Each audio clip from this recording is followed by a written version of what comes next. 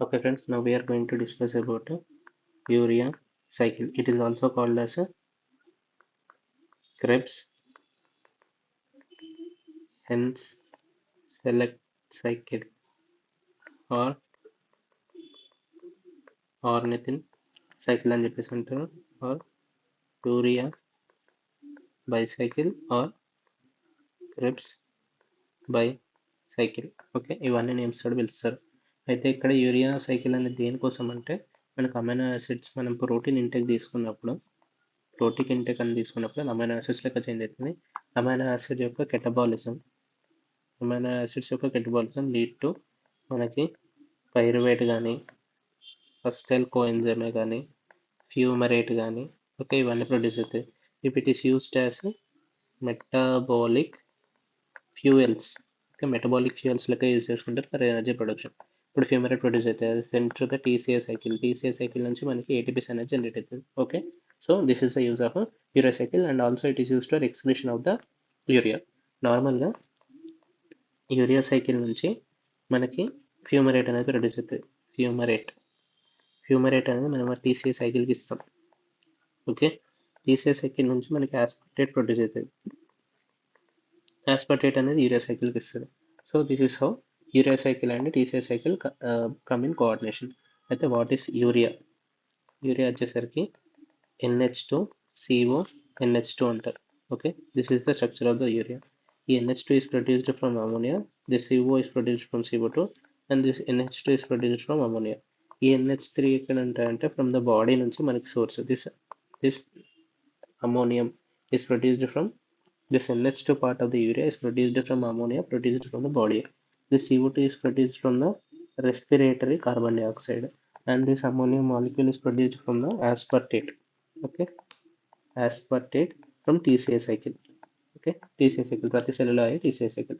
Normally మనకి amino acid కానీ metabolism కానీ ఆర్ ఎక్సెస్ నైట్రోజన్ కానీ ఉంటే it is converted into urea.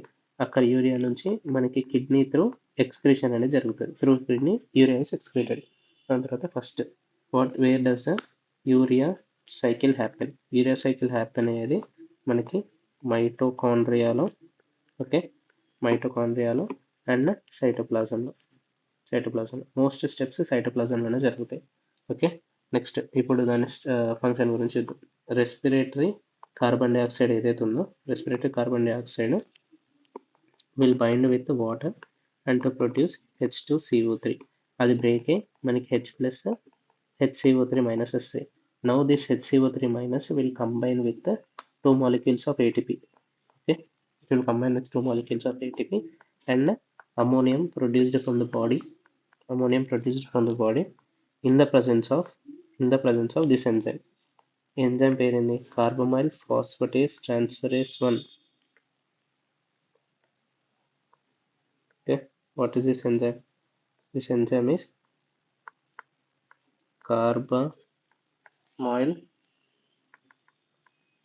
phosphatase synthase 1 and this is stimulated by N-acetyl glutamate. N-acetyl glutamate అనే enzyme, it is an allosteric stimulator of a carbamyl phosphatase synthase 1 అనే enzyme ని దీన్ని stimulate చేయడం వల్ల bicarbonate with 2 molecules of ATP and ammonium produced from the body are combined to form a carbamyl phosphate. Okay, ఈ carbamyl phosphate ఇదంతా మైటోకాండ్రియాలోనే జరుగుతుంది. This first step happens in the mitochondria. ఇప్పుడు ఇది జరిగేది in the mitochondria. First step happens in the mitochondria. ఇప్పుడు carbamyl phosphatase produce అయింది. మనకి టీసీఏ సైకిల్ నుంచి మనకి ఆర్నిథిన్ వస్తుంది. Now this ornithine binds with carbamyl phosphatase in the presence of a ornithine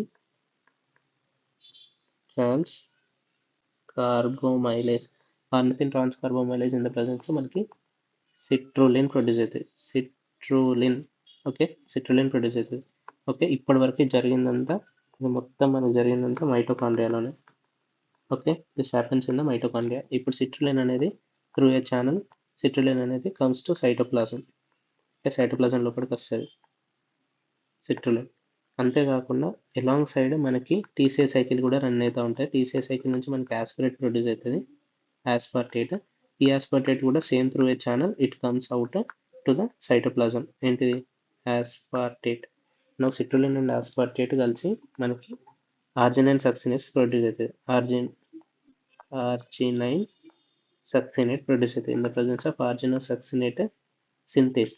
okay, దీనికి మనకి 1 molecule of ATP, but it uses one but it uses 2 high energy phosphates. కాబట్టి మనకి AMP produce అవుతుంది.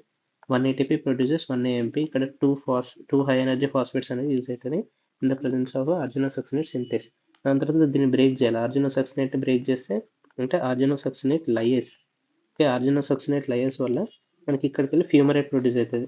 Okay, fumarate produce అయితే this fumarate enter the TCA cycle for the energy production. దాని తర్వాత మనకి arginine అనేది మిగులుతుంది. ఆర్జినైన్. నౌ దిస్ ఆర్జినైన్ అనేది దీన్ని హైడ్రోలైసిస్ చేయాలి. ఓకే, హైడ్రోలైసిస్ చేస్తే మనకు అక్కడ నుంచి యూరియా ప్రొడ్యూస్ అవుతుంది. ఓకే, అంతేకాకుండా ఆర్నిథిన్ ప్రొడ్యూస్ అవుతుంది. ఆర్నిథిన్. ఇప్పుడు ఈ హైడ్రోలైసిస్ దానికి కావాల్సిన ఎంజైమ్ పేరు arginase. Okay, hydrolysis of the arginine in the presence of the water produces urea and ornithine. This ornithine ఏదైతే ఉందో మళ్ళీ it enters back into the mitochondria through the channel. Okay, so this is what happens to the urea cycle. Urea cycle లో first carbamyl phosphate combines with ornithine. It is converted into citrulline. Citrulline enters the cytoplasm along with aspartate from the TCA cycle. రెండు కలిసి మనకి ఆర్జినోసక్సినేట్ form అవుతుంది. అది లయేజ్ అయ్యి arginine form అవుతుంది. అక్కడ నుంచి ఆర్నిథిన్ ఫామ్ అవుతుంది. మళ్ళీ ornithine enters the cycle. So this is what happens. అయితే now what is the energy? Final energy ఏంటిదంటే ఫస్ట్ మనకి కార్బమైల్ ఫాస్ఫేట్ ఫామ్ కావడానికి 2 ATPs అనేది వాడతాం. ఓకే, దీంట్ నుంచి 2 high energy phosphates. Next argininosuccinate form అవడానికి 1 ATP వాడతాం. ఇక్కడ కూడా 2 high energy phosphates. Total 3 ATPs వాడతాం. ఓకే, టోటల్ 3 ATPs వాడతాం. 4 హై ఎనర్జీ ఫాస్ఫేట్స్. ఇది first. Next regulation ఎట్లయితుందంటే అల్లోస్టెరిక్ stimulator. Who is allosteric stimulator? N-acetyl glutamate. N-acetyl glutamate is the allosteric stimulator of carbamyl phosphatase synthetase 1, which helps in starting of the urea cycle. Next, what are the defects in urea cycle? Urea cycle defects వచ్చేసరికి first మనకి carbamyl phosphatase synthetase 1 defect ఉండొచ్చు. Okay, దీనివల్ల ఏమవుతుంది? మనకి ornithine and carbamyl phosphate అనేది mix కాదు. So it causes increase ammonia. This is hyper ammonia type 1. Second, ornithine transcarbamylase deficiency. అంటే ornithine and carbamyl phosphate అనేది మిక్స్ కాదు. ఓటీసీ అనేది ఇక్కడ నుండి మనకి సిట్రులిన్ అనేది ఫామ్ అవుతుంది. ఇది లేకపోవడం వల్ల మనకి ఏమవుతుంది? It is also causes hyper ammonia type 2. Next third one వచ్చేసరికి ఆర్జినోసక్సినేట్ సింథేస్. అంటే మనకి ఆస్పార్టేట్ ప్లస్ సిట్రులిన్ కలిసి మనకి ఆర్జినోసక్సినేట్ అనేది ఫామ్ అవ్వాలి in the presence of argininosuccinate synthase. ఇప్పుడు ఏమవుతుంది? మనకి సిట్రులిన్ అనేది పెరిగిపోతుంది. So it leads to citrullinaemia type 1. Next, citrulline transporter ఏదైతే ఉంటుందో డిఫెక్ట్ ఉంటుంది. కాబట్టి అదేంటిది మైటోకాండ్రియా నుంచి మనకి సైటోప్లాజంకి త్రూ ఏ ఛానల్ మనకి citrulline should be come in to the cytoplasm through the cytoplasmic channel. కాకపోతే సిట్రులిన్ ట్రాన్స్పోర్టర్ డిఫెక్ట్ ఉండడం వల్ల ఇక్కడ సిట్రులినిమియా టైప్ 2 మైటోకాండ్రియాలో సిట్రులిన్ లెవెల్స్ అనేది జరుగుతుంది. నెక్స్ట్ ఫిఫ్త్ వన్ ఏంటిదంటే lyase defect. Okay, argininosuccinate lyase defect. మనకి ఆర్జినోసక్సినేట్ లయేజ్ అయితే మనకి ఫ్యూమరేట్ ప్రొడ్యూస్ అవుతుంది, ఆర్జినైన్ ప్రొడ్యూస్ అవుతుంది. ఇది లయేజ్ అనే డిఫెక్ట్ ఉండడం వల్ల మనకి increase argininosuccinate lead to aciduria or argininosuccinate aciduria. Okay, next sixth one. Next arginase defect ఉంటే మనకి arginine it should be converted into urea and it should be converted into ornithine. ఇప్పుడు మనకి arginase ఆర్జినేషన్ లేకపోవడం వల్ల increase arginine. This causes argininaemia. Next 7th one, ఆర్నిథిన్ transporter defect. ఇప్పుడు cytoplasm నుంచి మైటోకాండ్రియాకి ఆర్నిథిన్ transporter అనేది ఒకటి ఉంటుంది. ఇక్కడ ఆర్నిథిన్ ఫ్రమ్ సైటోప్లాజం మైటోకాండ్రియాకి వెళ్ళాలి. ఒకవేళ జరగకపోతే it leads to HHH syndrome. Okay, so this is about urea cycle. Urea సైకిల్లో మనకి మోస్ట్ కామన్ డెఫిషియన్సీ వచ్చేసరికి ornithine transcarbamylase deficiency, which leading to ornithine transcarbamylase deficiency. This is the most important. Ornithine transcarbamylase deficiency. Ornithine transcarbamylase deficiency అంటే ఏంటంటే మనకి in the mitochondria ornithine plus carbamyl phosphate రెండు కలిసి మనకి citrulline అనేది production జరుగుతుంది. Okay, in the presence of OTC. ఒకవేళ ఇది లేకపోతే this lead to increase carbamyl phosphate in the mitochondria. ఇది మనకి it is shunted. Okay, it is shunted for pyrimidine synthesis. Pyrimidine సింథసిస్లో మనకు ఇంటర్మీడియట్ ఉంటుంది, దట్ ఈస్ ఒరోటిక్ యాసిడ్. ఏమవుతుంది, this orotic acid పెరిగిపోతూ ఉంటుంది. Increase orotic acid levels. This is excreted in blood and is excreted through urine. అంటే మనకు orotic acid అనేది పెరుగుతుంది. Okay, so increase orotic acid in blood and urine. And మనకి ఇప్పుడు urea cycle జరుగుతలేదు కాబట్టి decrease urea production.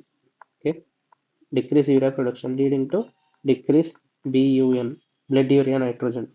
And next urea production తక్కువైతుంది కాబట్టి బ్లడ్లో అమోనియా లెవెల్స్ పెరుగుతాయి.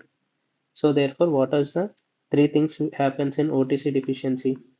Increase ammonia levels, decrease blood urea nitrogen levels, and increase orotic acid levels. Increase orotic acids, decrease blood urea nitrogen, and increase ammonia levels, hyperammonia.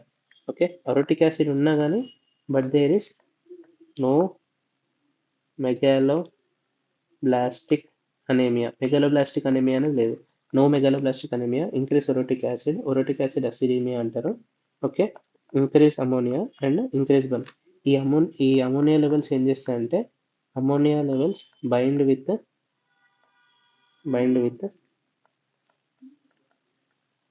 glutamate to produce glutamine, leading to cerebral edema.